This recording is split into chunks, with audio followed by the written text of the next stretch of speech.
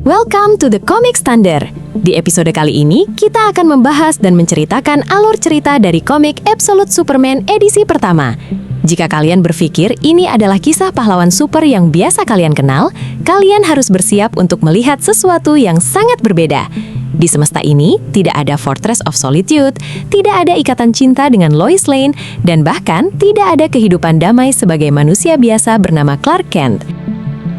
Tanpa basa-basi lagi, mari kita selami kisah dari sang Man of Steel di semesta absolute ini. Duduk yang manis dan selamat mendengarkan.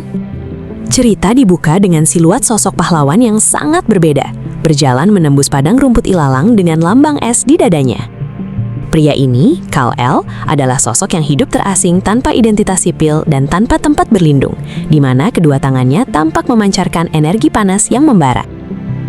Narasi kemudian melompat jauh mundur ke masa 9 juta tahun cahaya dari bumi, menuju planet Krypton.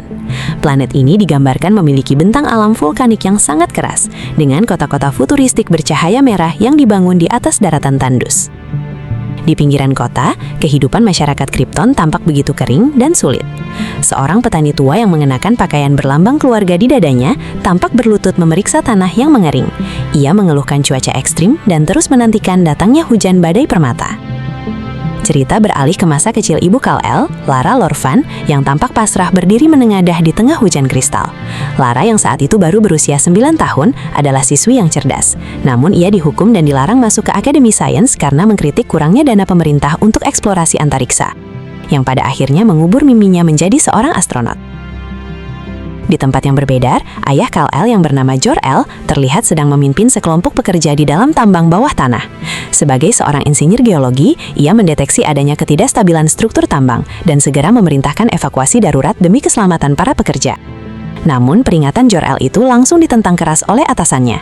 Sang atasan tidak memperdulikan keselamatan pekerja dan berkeras memaksa tambang tetap beroperasi demi terus menggali batu kristal matahari yang berharga. Perdebatan mereka semakin memanas ketika sang atasan justru menghina dan memaksa Jor-El untuk segera mengembalikan para pekerja ke dalam tambang. Tepat di tengah perdebatan sengit itu, dinding tambang mulai bergetar hebat. Atasan itu bahkan sempat mengungkit masa lalu ayah Jor-El, yang dulunya adalah lulusan terbaik, namun diusir dari akademi karena berpidato mengkritik eksploitasi alam oleh para elit penguasa planet tersebut. Saat atasan itu meremehkan masa lalu keluarga El, struktur tambang di sekitar mereka tiba-tiba mulai runtuh, membuktikan bahwa peringatan lingkungan keluarga El selama ini memang benar. Planet Krypton akhirnya hancur dan meledak dari dalam akibat keserakahan serta eksploitasi sumber daya tanpa henti oleh kelas penguasanya. Jor-El terlihat mati-matian berusaha menyelamatkan pekerja di tengah keruntuhan total peradaban dan bangunan-bangunan kristal raksasa di sekitarnya. Kisah kembali ke masa kini di bumi, berlokasi di sebuah tambang berlian yang suram. Para pekerja tambang yang kelelahan terkejut melihat sebuah keajaiban. Tumpukan bongkahan berlian tiba-tiba sudah tertambang dan hancur dengan sendirinya seolah ada kekuatan tak kasat mata yang membantu mereka. Di luar area tambang yang dilanda badai salju lebat, salah seorang pekerja mencoba menawarkan makanan dan kehangatan kepada sesosok pria bertudung misterius. Pria itu yang tak lain adalah Kal-El, menolak dengan halus karena ia merasa masih harus bekerja. Menyadari bahwa dunia ini dipenuhi oleh korporasi industri korup yang hidup dari keringat dan penderitaan rakyat kecil.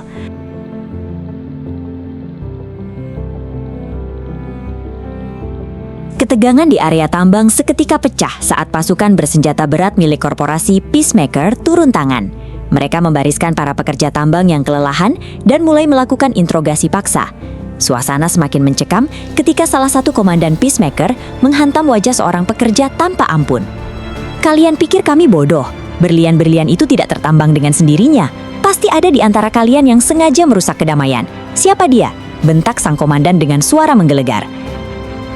Pasukan penindas itu terus menghina. Setelah semua yang diberikan Lazarus untuk kalian para binatang, Lazarus berarti kehidupan. Di tengah keputusasaan, seorang pekerja mencoba melawan dengan sebilah pisau. Namun pisaunya hancur berkeping-keping saat menghantam baju besi pasukan tersebut. Dari dalam bayangan, sistem peringatan di tubuh Kal-El menyala, namun ia masih terdiam, merutuki dirinya sendiri. Seharusnya aku sudah pergi dari sini, batinnya. Pasukan Peacemaker semakin brutal. Mereka membawa kendaraan lapis baja dan mulai mengevakuasi paksa seluruh area. Mereka menggiring semua orang keluar layaknya hewan ternak. Di tengah kerumunan yang ketakutan itu, terdapat anak-anak kecil yang ikut ditodong senjata. "Apa yang kalian lakukan? Ada anak-anak di sini!" teriak seorang pekerja dengan panik. Menyaksikan kekejaman ini dari tempat persembunyiannya, Kal-El mencapai batasnya. Dalam hati ia bergumam dengan penuh kelelahan. "Bertahun-tahun aku berlari, melintasi seluruh planet ini. Selalu sama, selalu ada penderitaan, selalu Lazarus." Meski tubuhnya sedang dalam kondisi lemah dan kurang menyerap sinar matahari, Kal-El menolak untuk lari lagi. Dengan sisa tenaga dan amarah yang meluap, ia melompat keluar dari bayangan, memecah keheningan badai salju dengan meneriakkan nama aslinya, Kal-El.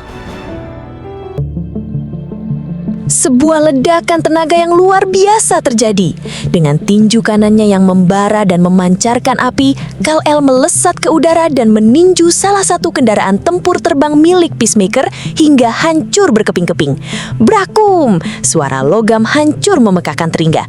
Para pasukan korporat panik melihat serangan mendadak itu. "Kontak! Kontak! Buka tembakan!" teriak mereka mengarahkan senjata. Di tengah kekacauan itu, Kal-El menatap tajam ke arah mereka.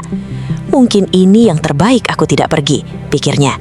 Karena setelah bertahun-tahun melihat mereka memperlakukan rakyat miskin tak lebih dari sekadar sapi perah. Dengan tatapan mata yang dipenuhi tekad dan kemarahan, Kal-El menyelesaikan kalimatnya. "Aku sudah lelah terus berlari." Kal-El melepaskan seluruh amarahnya. Gelombang energi laser merah yang sangat masif memancar dari kedua matanya, menyapu bersih pasukan bersenjata di hadapannya. Pasukan Peacemaker berteriak histeris, tubuh mereka terhempas oleh ledakan panas yang tak tertahankan. "Matanya, apa yang dia lakukan? Gah!" Namun, menggunakan kekuatan sebesar itu menghancurkan tubuh Kal-El sendiri.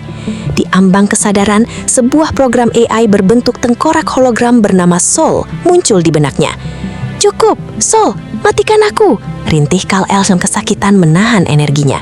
Namun Sol menjawab, "Kal, ini adalah misiku untuk melindungimu, untuk menjaga sisa terakhir dari keturunan El."